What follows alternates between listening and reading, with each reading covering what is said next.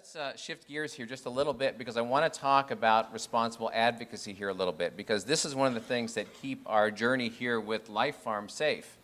And Dr. Steve, you've got, having been in the pharmaceutical industry, you really understand, what the FDA, what we can and can't do. Mm-hmm. And the reason that Javier is on stage today is because he's our compliance, he's the head of compliance, and he needs to sometimes reel it in for people when we start to say a little bit too much or we put out an email that talks about all the wonderful things that that we just cured by recommending this to somebody else. So, this curative and mitigation and treatment type of language is something that we really have to just eliminate. And so what I'd like to do is for Javier, for you just to take a moment and explain to people the role that you play in helping to, I guess in one way I'd say police, what's happening out there, and also understand that while we are advocates with our product out to the world, he is an advocate for all of you in making sure that you have something here over the long term. Even though it may not seem like it, if some of you have been contacted by me. I actually had somebody in the lobby say, "You're not as mean as I thought you would be." Where did that come from, really? Actually, it's not just me. Before I go any further, my right-hand woe man, Ashley, she's been a godsend. So she's been out there helping me police the internet. And some of the, we come across several different sites, blog sites, social media forums, and you, for the most part, here understand compliance, what you can and cannot say. And as you come into the business, it is your responsibility as a consultant to educate those people that come in, to let them know, look, this product is amazing, and you can basically say, look, take this product, call me in 30 days. If it doesn't work for you, I'm gonna get your money back. But you won't call me in 30 days. You'll call me in 2 weeks asking me to buy more. That's how amazing this product is. And if it wasn't that amazing, we wouldn't have this many people here. But for example, some of the things that we do see, and we had one incident over the past week. We had a consultant who felt that because she was not living in the United States that she could say whatever she wanted to, and she said whatever she wanted to. Laminine, just in case you guys don't know, according to this website, cures cancer, cures diabetes, cures. I get that on record, Javier. Cures everything. So when we contacted her, she said, "I don't live in the United States. I don't need to abide by the FDA, FTC guidelines. I can say whatever I want to, and your company is going to get red flagged for it." So instead of being combative, I said, look, you need to understand it doesn't matter where you live. The company is founded and it's based here in the United States.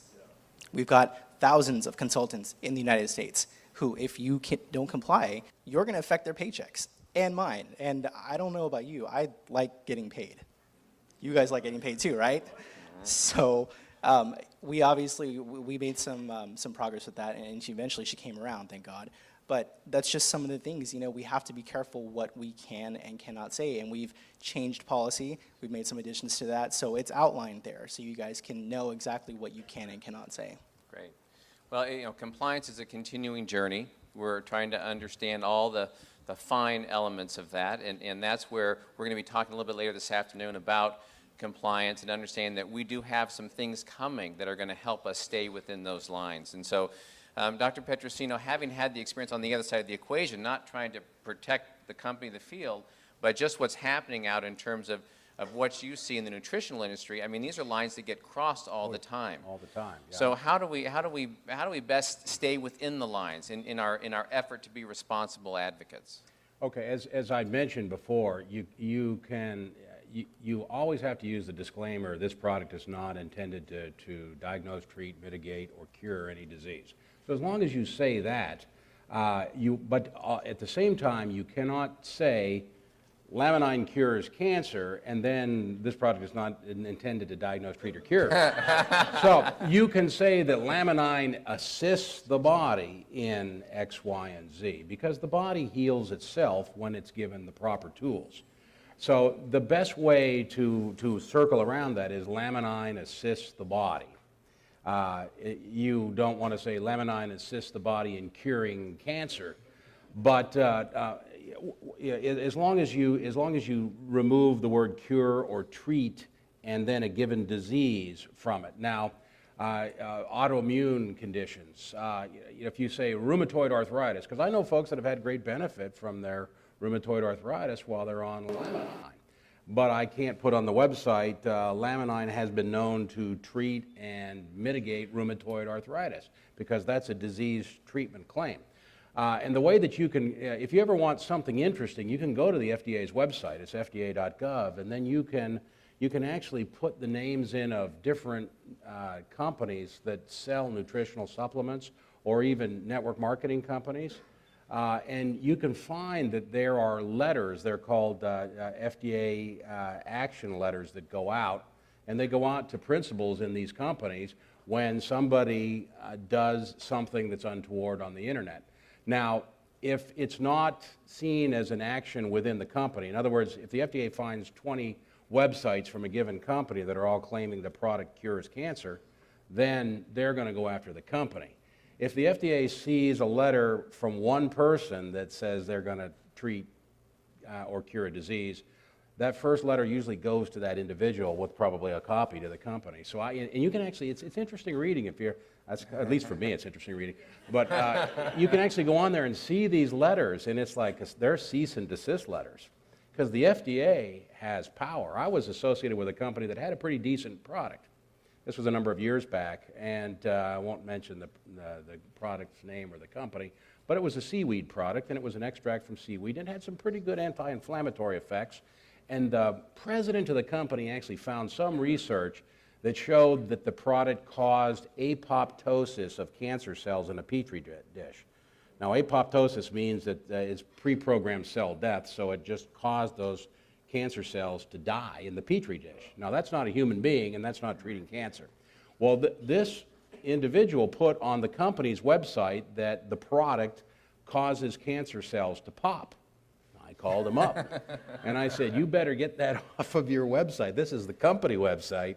And first of all, apoptosis isn't popping. It's, you got it wrong there, too. But, and they were cells in a petri dish.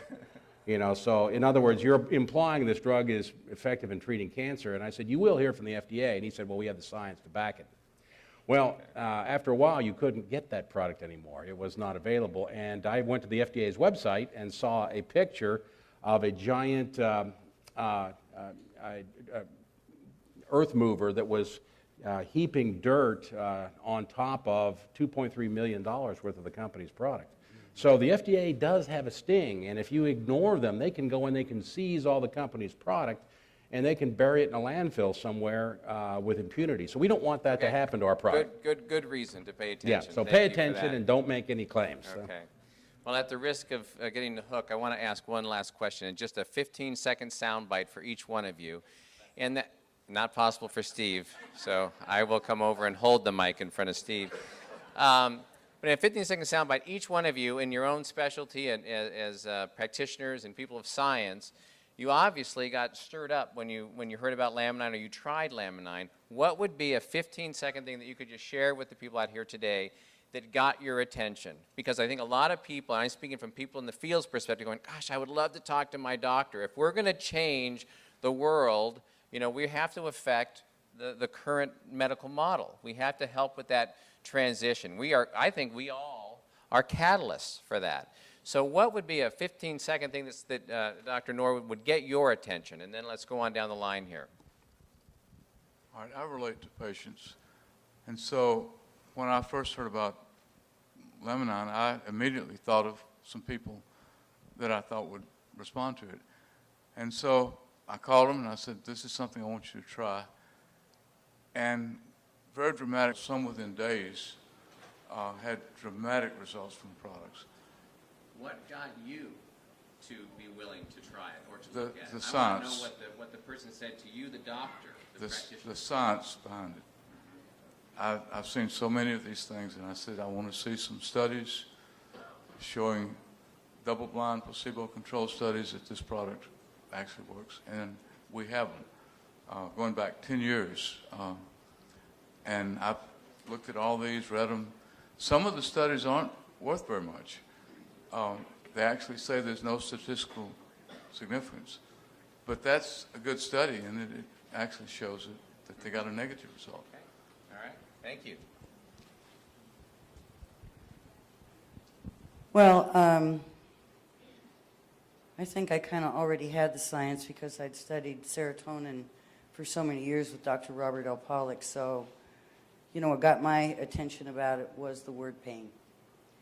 In nutraceuticals, we have not had anything effective against pain with the exception of large doses of L-tryptophan, which in high doses can be risky.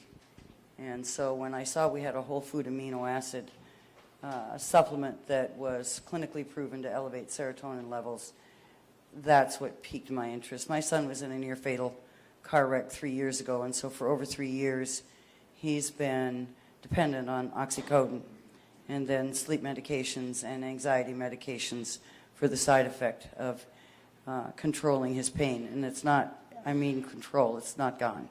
You don't understand. It's not like he's out there swinging from tree to tree. It's still bad, but he can function.